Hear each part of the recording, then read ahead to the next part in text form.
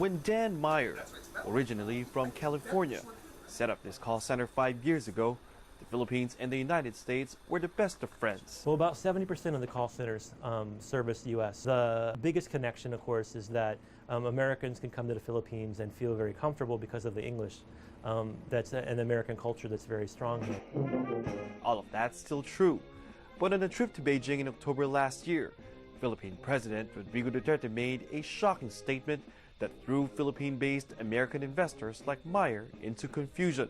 I announced my separation from the United States. That rhetoric has not translated to policy changes, though. It's been business as usual for Meyer.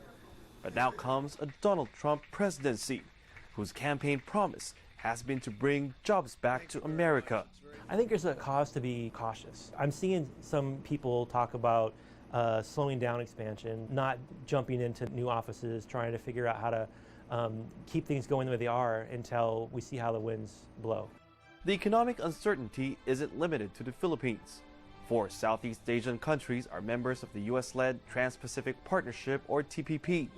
Vietnam in particular is expected to become $36 billion richer by 2025 with the help of TPP.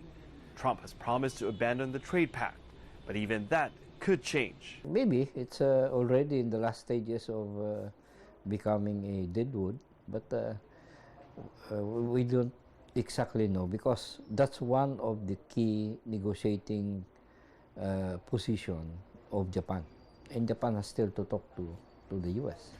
In fact, Japanese Prime Minister Shinzo Abe has just concluded a 4-nation Asia-Pacific tour, where he raised both trade and regional security issues, areas where Trump's predecessor, Barack Obama, had hoped to have a strong influence in the region. Was Obama's pivot to Asia enough of a pivot? Some experts say it ultimately proved shallow and unreliable. But what it did do is give considerable attention to the Southeast Asian region. During his 8 years in office, Obama visited a number of countries in the region. So now the question is how much and what kind of attention Trump will give the region. When there is a move to strengthen, for example, the U.S. Navy, that's not really the same as the pivot to Asia of President Obama. It's more of making sure that everybody knows that America is a serious player. More or less, U.S. will be very pragmatic in the relationship. If it thinks it doesn't earn any advantage over any project or any relation, it won't go into it. That seems to fit right into Duterte's independent foreign policy.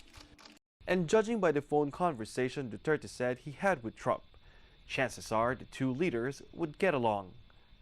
Barnaby, CGTN, Manila.